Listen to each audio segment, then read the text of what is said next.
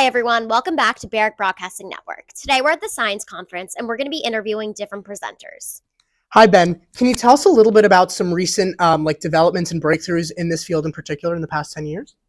Sure. So I work at the Department of Neurosurgery at Penn at Pennsylvania Hospital, where we treat brain tumors, functional disorders, usually thought of as movement disorders, Parkinson's disease.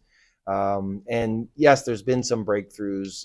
Deep brain stimulation is something we've done for the past 25 years, where we place stimulators in a certain area of the brain to help control movement, to slow down people's tremors or dysfunctional movements. More recently, we've come up with a non-surgical approach. It's still considered a procedure because we use ultrasound to treat an area of the brain which is responsible for tremors. So these people do not have incisions. They barely go under anesthesia.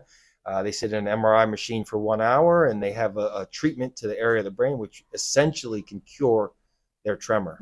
Would you say that surgery has drastically improved in the past 10 years and the effectiveness and efficiency of that? In a lot of ways it has. I mean, it's not light years different, but this is, certain approaches. Our goal is always to operate as safely and effectively as possible. So the technology has allowed us to do that with brain tumors. This particular type of procedure, which is not using incisions or technically invading the brain. So it keeps evolving, and neurosurgery has come a long way. What has inspired you to be part of the medical field, and have you always wanted to be a part of it? So interestingly enough, my father is a neurologist.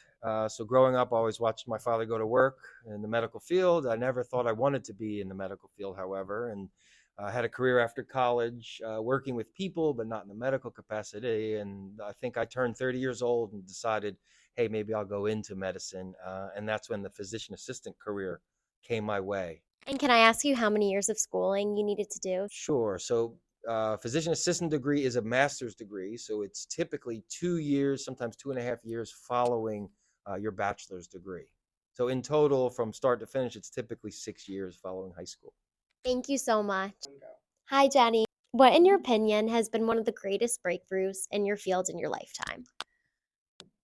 Let me just say, it's not such a huge lifetime, so people are not going to think that I'm very old here. Maybe the accelerated approval of vaccines during the pandemic, I think, has been very, very good for all of us. It just teaches us that maybe that lengthy process of approval of new products into the market doesn't need to be that way, and that more cures can get to people a lot faster. What inspired you to get into the medical field with cancer research in particular? So as I mentioned to you guys in the room, I started as a chemical engineer, but soon after I realized that chemical engineering wasn't going to be my thing, but that I wanted to apply the engineering concepts that I was learning into the field of biology, and to be able to understand better how the human body works. And there's a lot of similarities between engineering and the way our cells work and our bones work and muscles and so forth. So I immediately knew that I wanted to transfer that knowledge over there. And in particular in the cancer field, I think I actually evaded to be in the cancer field for a while, since my dad had passed from cancer, and I decided that I didn't want to know anything about cancer, but I think it followed me. And I stumbled upon it through my research, and I really have fallen in love with it. Great. Thank you so much for your time. Hi, Emily. Can you tell us a little bit about what the most important thing you learned in nursing school was and how you use that on a day-to-day basis?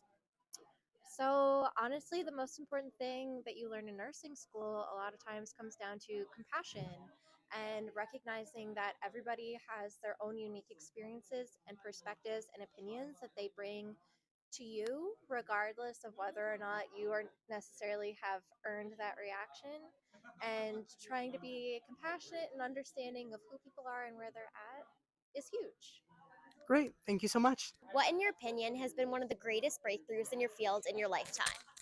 So one of the best breakthroughs was that surfactant usage was approved in the United States in the late 90s. And that has been transformative in terms of allowing premature lungs to develop. And that has allowed us then to save younger and younger babies. Um, it's a really incredible breakthrough. And, the continued breakthroughs of, baby physiology, neonatal physiology, getting greater understanding of neonatal wants and needs and how to provide for them, we're able to save younger and younger babies. And I mean, that's life changing. And have you always known that you wanted to be part of the medical field? Almost always. In seventh grade, we went over the health and physical sciences unit, and ever since then, I knew I want to work in medicine. Thank you so much for your time. Hi, Alana. So my question for you today is, are we able to detect diseases based on physical traits of someone? So that is such an excellent question. One of the key roles of a geneticist is to be able to use physical features that we see in children and adults to be able to determine if there's an underlying genetic diagnosis, and if there is, what complications we need to look out for. For example, it's very obvious if a child is born without eyes that there is a physical structural difference, but we don't always know what that physical or structural difference means for the other organs inside the body. And so, for example, if we see a child who's missing eyes, we know that we have to worry about their development, and we have to worry about their endocrine system, and we have to worry about their digestive system, because many of the kids who are born without eyes have changes in a gene that control development of all of those organs. And that's really important for knowing what to tell families and how to keep these kids safe. But all we physically see is the eyes. All right, thank you so much. Hi, Alana. So, how does your kidney and liver affect your eye vision? That's a great question. So it turns out that a lot of the genes that control the development of different parts of our body are actually shared. And so the genes that control the development of our liver and our kidney also play a really important role in development and health of the eye, especially the back of the eye, the retina. So some kids who are born with physical differences in their liver and their kidney go on to go blind because that same gene is really important in keeping the eye healthy. That's really interesting. And does your eye color play an effect in this, or not really? Great question. So generally, eye color is encoded by a completely separate set of genes, but there is a pigment in the back of the eye that's very influenced by this set of genes, but doesn't control eye color that we see. Thank you so much. Thanks for tuning in to Barrack Broadcasting Network. We'll see you next time.